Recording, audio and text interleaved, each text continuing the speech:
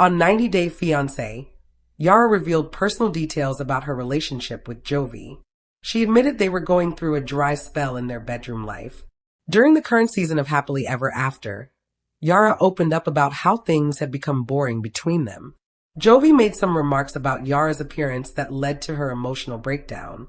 Before that, he had been trying to make things better between them, but his poor choice of words hurt her deeply. Yara said Jovi's comments were offensive. Because of trauma from her childhood, she already struggles with how she sees her body.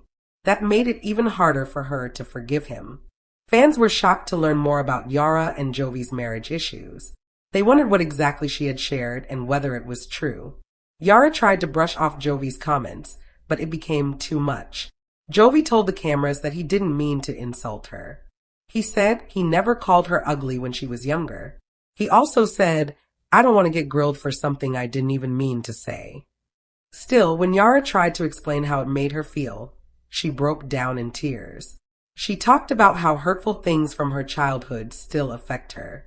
Because of that, she felt like Jovi was mocking her looks. Lauren shared her opinion and said Jovi's remarks were probably caused by his own insecurity. For the first time, Andre agreed with her. Later, Yara opened up even more about her private life. She had had enough of the drama in her marriage and went out for a girls' day. On the show, she admitted to loving shopping, even though she's not good with money. She said shopping brings her happiness and she doesn't regret spending. She joked, "With the way things are going with Jovi, I guess I'm going to buy a lot." Lauren agreed and said retail therapy is real. Yara even joked that she finds shopping more exciting than sex. She said she'd be more attracted to a Rolex than physical touch. That made Lauren and Elizabeth laugh. Yara also said her friends always talk about how much they want to be with their partners, but things are different for her. She said, "Me and Jovi are going through this dry spell." Fans related to her honesty and found her funny when she said she had neither a Rolex nor a romantic life. But they were still surprised by the current state of her relationship with Jovi. In past episodes, Jovi had tried flirting with Yara. Fans understand that marriage is hard, especially when the bedroom part of the relationship isn't working. Many hoped the couple would sort things out and become closer again. But while all of this was happening, something unexpected came up. It wasn't a phone call or a knock at the door. Among the usual mail on the kitchen counter, there was a white envelope. It looked harmless. Yara usually sorted through the bills and coupons while Jovi was away, so she was the one who found it. At first, she thought it was just another health insurance update or a confusing tax letter. But then she saw the return address, U.S. Immigration and Citizenship Services. She didn't open it right away. It felt heavy, like it was burning her fingers. She remembered all the stressful paperwork, biometrics, signatures, stacks of forms, and lawyers who acted too busy to help. But she had done everything they asked.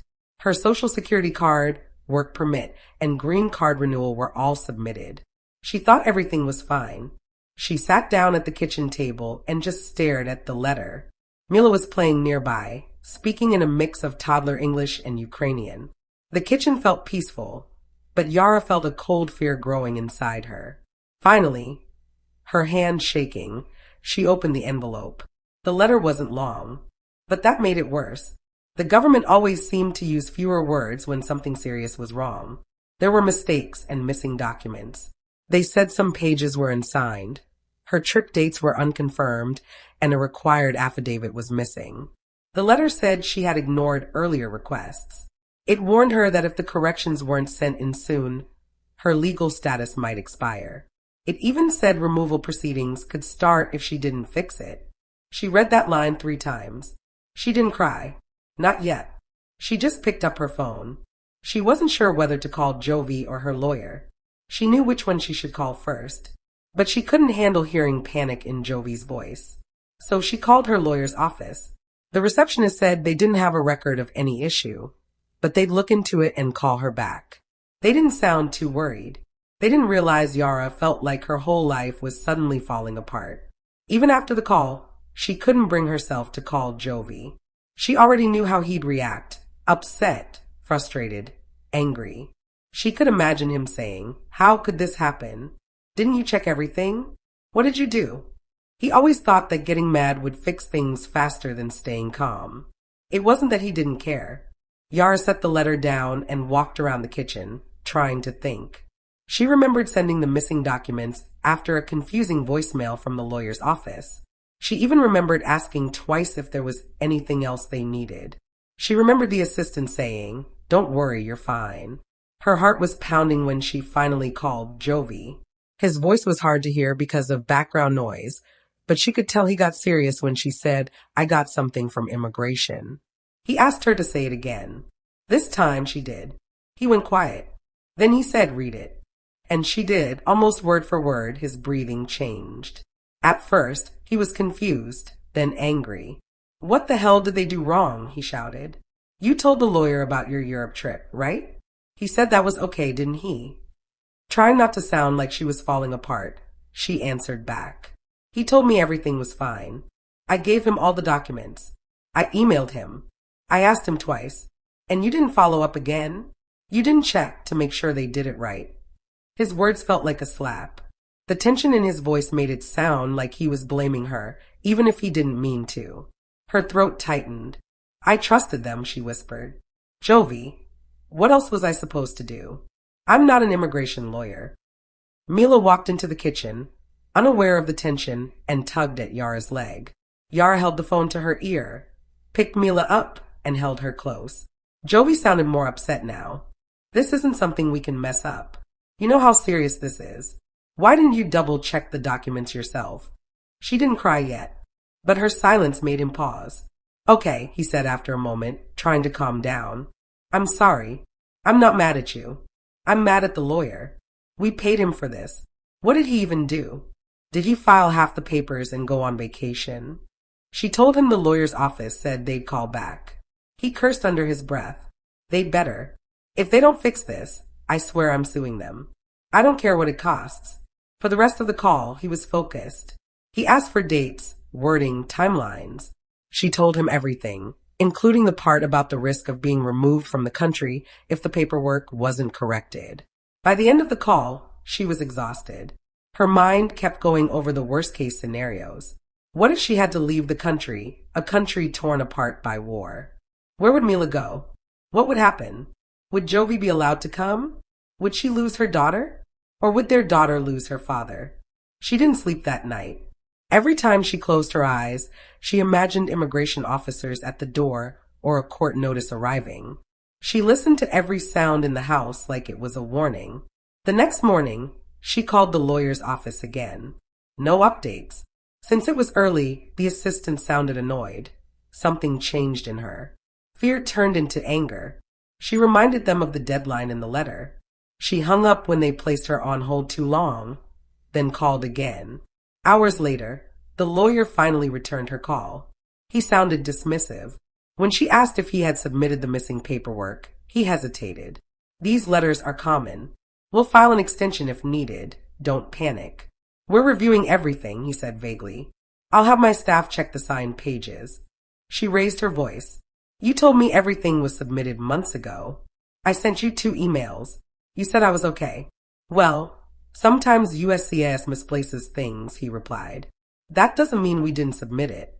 When she started shaking too much to keep speaking, she hung up. Jovi called a few minutes later. His shift had just ended. "What did he say?" he asked. She told him everything. "He's lying," Jovi said right away. "He's covering his own ass. I'm calling him myself.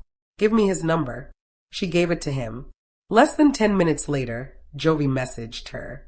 The lawyer's tone changed as soon as he heard Jovi's voice. The lawyer said they would put together the needed corrections as soon as possible and were expediting a response. It felt like damage control, not reassurance. For the next few days, Yara's worry followed her everywhere like a shadow. Every time the phone rang, she jumped. She kept checking that the front door was locked, even though no one was coming. Every formal envelope made her hands shake. A week later, Jovi came home from offshore more upset than she had ever seen him. He didn't even say hello. He wanted to see the letter, the emails, every message with the lawyer. He laid it all out on the kitchen table like evidence in a crime scene. That night, he called Gwen. From the look on Gwen's face, Yara could tell she hadn't realized how serious things were. Gwen hugged her silently, then sat across from Jovi as he explained the situation. Gwen's eyes widened when he described the deadline and the risk of deportation. "They're not going to take that baby away from her mom," she said firmly. "A mistake in the paperwork? No way." Yara didn't correct her, but she knew the truth. The plan wasn't to take Mila. The plan was to take Yara.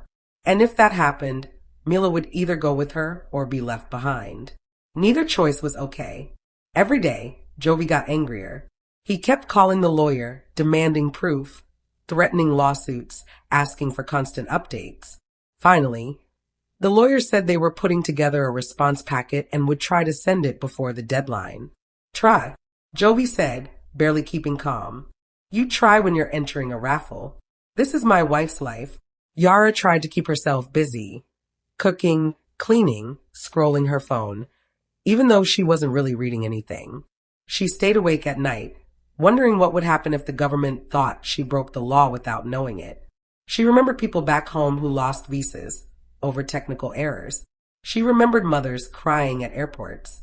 She remembered headlines about families torn apart. The deadline got closer, but they still hadn't received confirmation that USCIS got the corrected documents. Jovi said it was time to find another lawyer. They sent the letter and emails to someone new. One lawyer responded within hours. She didn't sugarcoat anything. The missing signatures and expired travel documents were serious. If an extension wasn't requested in time, it could cause major issues. She told them that sometimes these cases were flagged automatically for deeper review, and even fixing the errors might not be enough. When Yara asked what would happen if the government didn't accept the corrections in time, the lawyer didn't lie. She answered quietly, "They can send a notice to appear.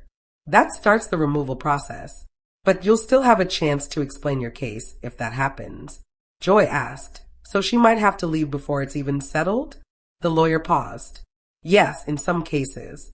That night, after everyone had gone to bed, Yara sat alone in the dim living room. She didn't bother turning on the lights. She whispered to herself as she stared at the shadows on the wall, saying she wouldn't lose everything because of someone else's mistake. But her fear didn't believe her.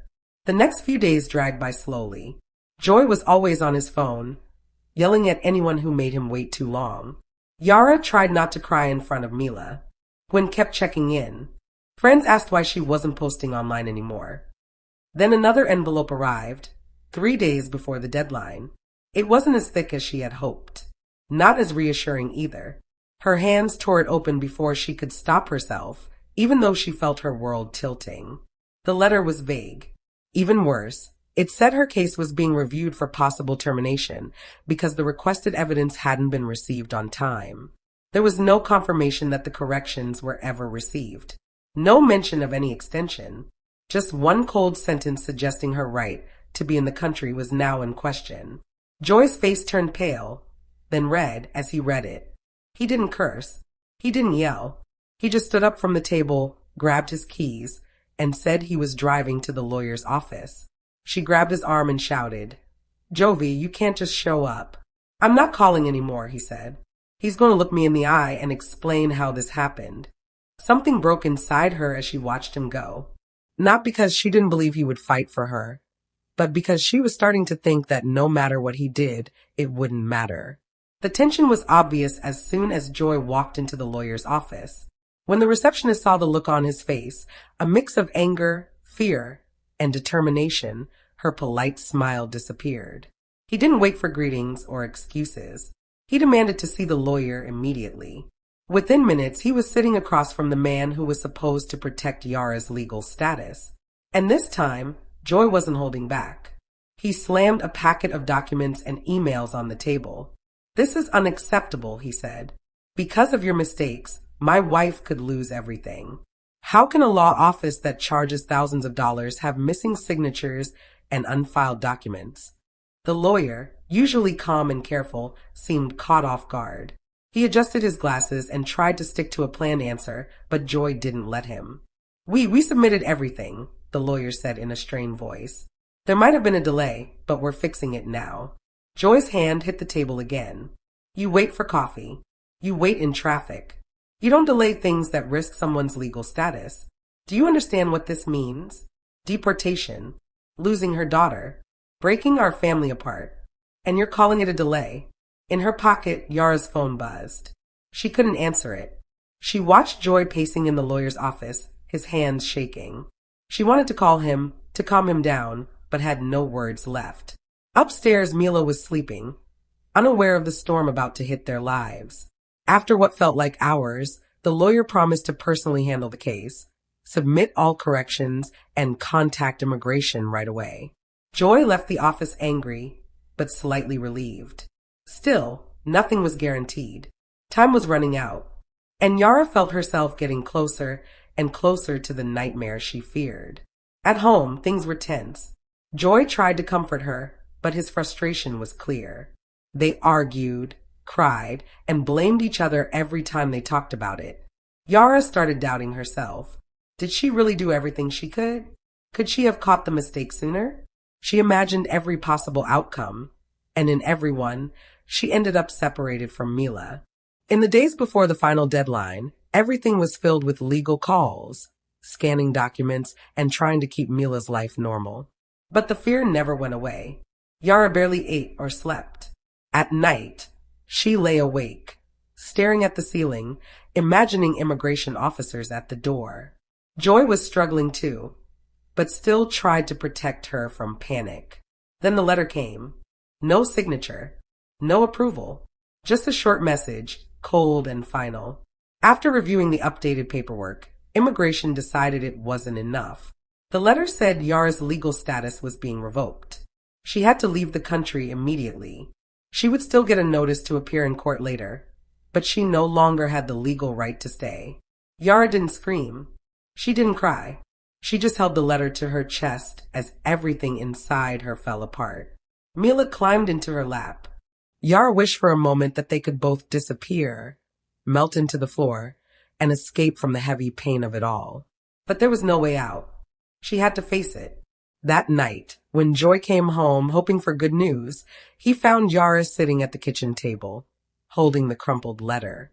Something broke in him when he saw her face. No matter how many times he had imagined this moment, he wasn't ready for the empty look in her eyes. "They're sending me back," she whispered. "I don't have a choice. They're making me leave." Joy clenched his fists. He wanted to scream, to fight, to beg for a miracle. But nothing he said could stop what had already been decided. The letter was final. Even the new lawyer couldn't change that. The next few days were full of packing, phone calls, and preparing for goodbye. Yara tried to stay calm for Mila's sake. But fear was always there, just beneath the surface. Every suitcase felt heavier, not just with clothes, but with memories, hopes, and a future that was slipping away. Joy did everything he could, calling lawyers, reaching out to officials, trying anything. But every reply was the same. The decision was final. There were no legal options left to stop her from being deported. As the day of departure came closer, Yara's emotions got worse. She cried in secret while holding Mila, whispering promises she didn't know how to keep. "I'll come back," she said quietly. "I'll fight. I'll make sure we're together again." Meanwhile, Joy fought his own anger and helplessness. He wanted to break the system. He wanted to force them to listen. But nothing worked. Deportation was now real. She was being taken away from the life she loved. Finally, the day came. Yara's eyes were red and swollen from crying and not sleeping. She held Mila's hand. Joy held her other hand, his face tight and strained. At the airport, immigration officers checked documents and asked questions. Yara answered calmly, even though she was burning inside. Then came the moment she had to board. Mila, too young to understand, clung to her. Joy bent down and whispered, "I'll be here. I'll fix this. I promise." Yara held Mila close, crying as she kissed her one last time. Each second broke her heart more. She gave soft reassurances, even though she didn't know if she could keep them. Joy walked her to the gate. But then immigration and airline staff told him he couldn't go any further. He tried to hold on, but they gently pulled him back. The moment hit him like a hammer. Yara was gone.